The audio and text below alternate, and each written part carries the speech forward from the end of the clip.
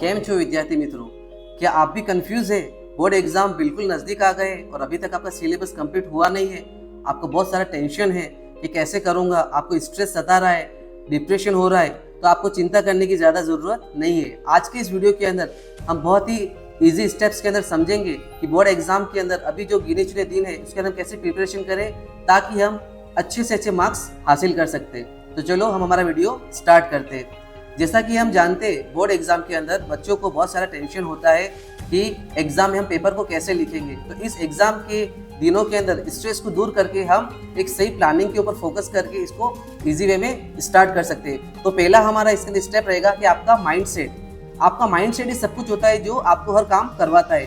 तो एग्जाम के अंदर हमें पॉजिटिव माइंडसेट के साथ में स्टडी को स्टार्ट करना है और एग्जाम की प्रिपरेशन को चालू करना है। जैसे कि आप देखते हो कि हमारा माइंडसेट नेगेटिव रहता है तो हम नेगेटिव चीज़ों को ज़्यादा इफेक्ट करते हैं। तो हम एक एग्जांपल के तौर पर समझते हैं, एक शार्क मछली होती है। तो एक मरीन बायोलॉजिस्ट होता है, तो शार्क मछली को एक पानी के टैंक के अंदर डाल देता है और पानी के टैंक के डालने के बाद वो क्या करता है, ऊपर से उस शार्क मछली को उसका खाना देता है, यानी कि जो भी उसकी जो चारा होता है वो देता है। शार्क मछली जाती है, अटैक करती है और खाने को खा लेती है। ये प्रोसेस कुछ दिनों तक चलती रहती है और ये उसका एक डेली रूटीन बन जाता है कि हाँ, ये मेरा डेली रूटीन हो गया है, ऊपर से खाना आएगा और मुझे खाना है। अब वो साइंटिस्ट क्या करता है कि उस टंकी के उस एक्वेरियम के बीचों बीच एक ट्रांसपेरेंट व्हाइट ग्लास लगा देता है। अब ग्लास लगाने के बाद दिस टाइम वो क्या करता है कि इस तरफ तो वो चारे को डालता है दूसरी मछली को, और इस वाले जो पार्ट के अंदर वो शार्क मछली होती है। अब वो अटैक करके उसको खाने के लिए जाती है, लेकिन इस बार क्या होता है, वो कांच से टकरा जाती है। अब कांच से टकरा जाने के बाद वो देखती है कि नॉर्मल लाइफ तो बहुत आराम से चल रही थी, वो अच्छे से जा रही थी, खाने को खा रही थी, कुछ प्रॉब्लम नहीं हो रही थी। लेकिन सडनली अचानक आज ऐसा क्या हुआ कि वो अपने खाने को नहीं खा पाई। उसके अंदर क्या बैरियर आया, क्या उसके अंदर रुकावट आई। तो वो रुकावट को थोड़ा सोचती है, लेकिन फिर भी वापस नेक्स्ट टाइम ट्राई करती है। वो कुछ टाइम ट्राई करने के बाद अपना माइंडसेट ये बना लेती है कि मैं इस खाने को, इस भोजन को मैं नहीं खा सकती, क्योंकि कुछ ऐसी प्रॉब्लम्स है जो बीच में मुझे रोक रही है। और वो माइंडसेट बनाकर एक कोने में साइड में बैठ जाती है। अब वो मरीन बायोलॉजिस्ट जो होता है, जो वैज्ञानिक होता है, वो क्या करता है, उस ट्रांसपेरेंट ग्लास को बीच में से हटा देता है। अब वो ग्लास हट जाने के बाद भी मछली उस खाने को नहीं खा रही, यानी जो शार्क मछली है उसके खाने को नहीं खा रही है। क्यों?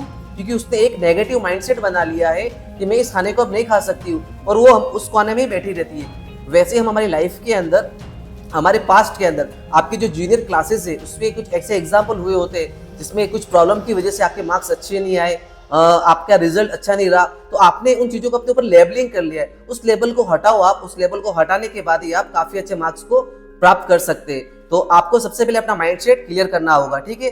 अब माइंडसेट के बाद अगर हम दूसरी चीज देखी जाए तो डिस्ट्रैक्शन। अभी की टाइम के अंदर हमारी लाइफ डिस्ट्रैक्शन से भरी हुई है। तो हमें डिस्ट्रैक्शन को दूर करने के लिए आज के टाइम के अंदर जो भी हमारे OTT प्लेटफॉर्म्स है, सोशल मीडियाज है, जो आप गेम्स वगैरह खेलते हो, आप उनको बिल्कुल बंद कर दो। आपका पास जो भी टाइम पीरियड बचा हुआ है उसका एक एक टाइम, एक एक मिनट, एक एक सेकंड आपका बहुत ही कीमती है। तो हमारा अगर हम मोबाइल को इस्तेमाल करेंगे और हम इन चीज़ों के अंदर जाएंगे तो हमारा स्टडी का टाइम कम हो जाएगा और हम इन चीज़ों में ज़्यादा इन्वॉल्व हो जाएंगे। इसलिए आप अभी नेट कनेक्शन करवाना बंद कर दो और इन चीज़ों को, आपकी OTT प्लेटफॉर्म्स को बिल्कुल ही आप बंद कर दो।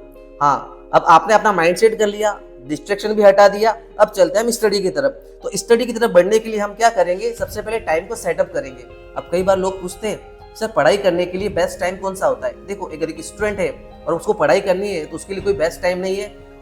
हर टाइम बेस्ट होता है पढ़ाई के लिए, लेकिन फिर भी हम मानते हैं कि मॉर्निंग टाइम पढ़ाई के लिए काफ़ी अच्छा होता है। इसके कुछ रीजंस ये रहते हैं कि मॉर्निंग के अंदर हम जब उठते हैं तो हम नींद लेकर उठे होते हैं, हम बिल्कुल फ्रेश होते हैं। सुबह में बहुत पीस होता है, ज़्यादा डिस्टर्बेंस नहीं होता है। तो हम उस टाइम के अंदर जो भी सिलेबस को कवर करते हैं तो हम ज़्यादा सिलेबस कवर कर पा रहे हैं, और उस सिलेबस को जब हमने कवर किया वो हमें लॉन्ग टर्म तक याद रहता है। तो आपको मॉर्निंग टाइम के अंदर ज़्यादा से ज़्यादा पढ़ाई करने की आदत बनानी चाहिए, और जितना ज़्यादा कवर हो सके थ्योरी के सब्जेक्ट्स आपको मॉर्निंग के अंदर कवर करने चाहिए। उसके बाद अगर हम आगे बढ़ते हैं कि हमने मॉर्निंग के अंदर टाइम को तो सेट कर लिया, अब हम क्या करेंगे, हमारी जो पढ़ाई की जो जगह है उसको हम ऑर्गेनाइज करेंगे। अब ऑर्गेनाइज करने के लिए हम क्या करेंगे, आपने जो भी आपको एक घर के अंदर एक जगह फिक्स कर लेनी है कि मुझे यहाँ पर बैठकर पढ़ाई करनी है। तो आप अपना अपना टेबल, स्टडी टेबल बना लिया, या फिर आप कहीं नीचे बैठकर पढ़ाई करो तो आपने एक अच्छी जगह को साफ कर लिया।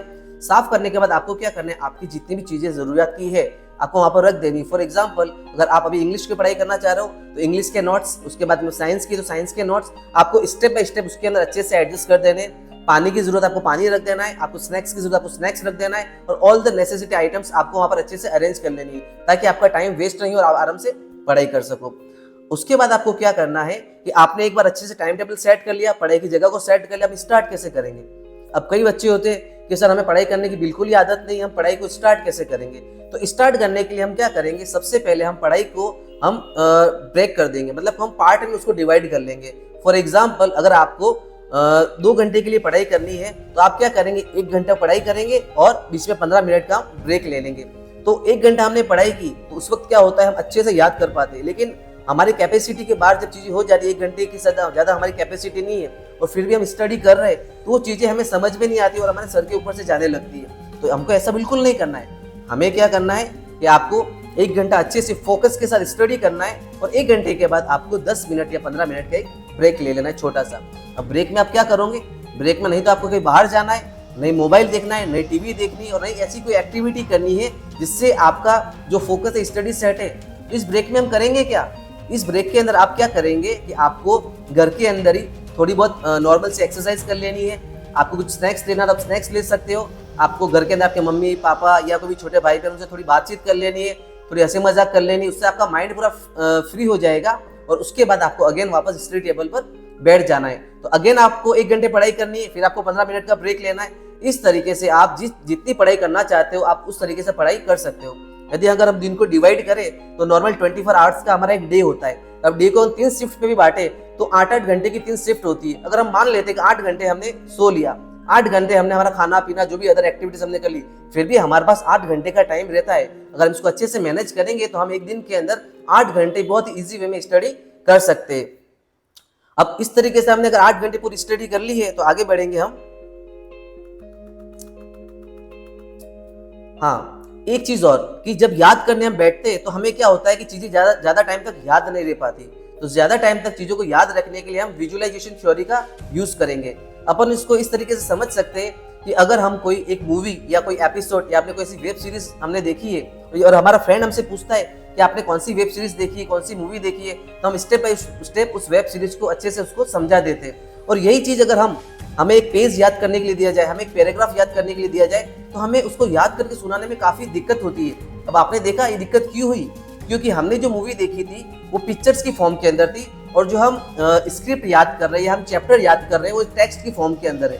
यानी इससे हमें पता चलता है कि हमारा जो माइंड होता है वो इमेजेस को याद रखता है, ना कि टेक्स्ट को। तो हमें क्या करना है, हम जितने भी चैप्टर्स को पढ़ते हैं तो हमें ट्राई करना है कि हम ज्यादा से ज्यादा उस चैप्टर के इमेजेस को कवर कर सकते हैं, उसकी इमेजेस खींच सके और एक कैप्चर करें। यानी कि इन शॉर्ट आपको आपकी आई को एक कैमरा बना देना है और चैप्टर्स की इमेजेस को कैप्चर करना है। इससे क्या होगा, जब आप एग्जाम हॉल में बैठोगे, ऐसा कोई क्वेश्चन आ गया जो आपने मॉर्निंग में याद करा है और आपको बिल्कुल हल्का फुल्का याद है, लेकिन आपके सामने उसकी इमेज पूरी चल रही है, तो आप अच्छे से उस क्वेश्चन को सॉल्व कर पाएंगे, है ना।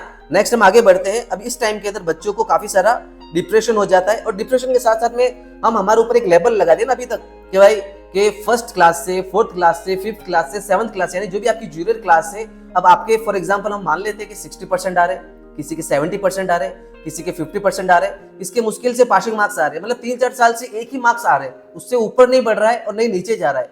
ऐसा क्यों होता है, ये ऐसा इस रीजन की वजह से होता है कि जब हमारा 1-2 साल एक ही मतलब लाइन के हमारे मार्क्स आते तो हम उस मार्क्स को हमारे ऊपर लेबल कर लेते, मतलब कि हम मान लेते कि हम इतने ही मार्क्स के स्टूडेंट्स हैं, इससे ज्यादा हम कर ही नहीं सकते। लेकिन अगर हम हमारे बैरियर्स को तोड़ेंगे तो हम इससे ज्यादा भी कर सकते हैं। इसको हम लोग एक एग्जाम्पल की तरह से समझते हैं।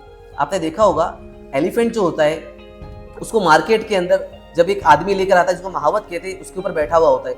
आप देखते हैं कि एलिफेंट कितना पावरफुल एनिमल है, तो इतना पावरफुल एनिमल को टैकल कौन कर रहा है, मैनेज कौन कर रहा है, एक छोटा सा मामूली सा इंसान कर रहा है। हमने कई वीडियोस में देखा है जब एलिफेंट जो होता है वो पागल हो जाता है तो कितना नुकसान करता है, पूरे की पूरे मतलब गांव को तोड़ देता है, जंगल को बिल्कुल मतलब डिस्ट्रॉय कर देता है। लेकिन यहाँ पर इस इतने बड़े एलिफेंट को, इतने पावरफुल एलिफेंट को एक मामूली सा आदमी कवर कर रहा है। इसका रीजन क्या है, इसका रीजन ये है कि एलिफेंट को उसका पावर पता ही नहीं है। जब वो आदमी उस एलिफेंट को लेकर आया था तो एक छोटा सा बेबी एलिफेंट था, तो वो कमजोर था, उसे उसकी ताकत का पता नहीं था। तब उसने उसका जो पालन पोषण किया तो उसको इस तरीके से किया कि उसकी ताकत का उसको एहसास ही नहीं होने दिया। उसके एक छोटी सी चेन से वो बांधता था, तो छोटी सी चेन से बांधता था, तो एलिफेंट ट्राई करता कि मैं इस चेन को तोड़ दूं। वो काफी ट्राई करता, लेकिन उस चेन को नहीं तोड़ पाता। अब उसका माइंडसेट अगेन क्या हो गया कि चेन अनब्रेकेबल है, इसको मैं तोड़ नहीं सकता हूँ। इसलिए अपने उसका माइंडसेट बना लिया, उसने उस चेन को तोड़ने का प्रयास करना बंद कर लिया, अपने आप को कमजोर समझ लिया और उस तरीके से रहा जिस तरीके उसके मालिक ने उसको रखा। आज एलिफेंट बड़ा हो गया है, उसके अंदर पावर है, उसके अंदर ताकत है, वो चाहे तो ऐसी 10 चेनों को तोड़ सकता है, लेकिन फिर भी आज भी वो जो उस एलिफेंट का जो मास्टर है उसको उसी चेन से बांधता है। एलिफेंट बिल्कुल मतलब उसकी ताकत का एहसास ही नहीं उसे, क्यों? क्योंकि उसकी ताकत का एहसास होने ही नहीं दिया है और उसने एक अपना बिलीफ बना लिया है कि मैं इसके गुलामी में ही जीऊंगा। इसीलिए हमें क्या करना है कि आप अभी तक आपने जो आपके बिलीफ्स बनाए हुए, आपकी बाउंड्रीज बनाई हुई, आपको तोड़ना होगा, आपके बिलीफ्स को तोड़ना होगा, आपको अपनी ताकत को पहचानना होगा कि आपको ये सोचना होगा कि नथिंग इज इम्पॉसिबल।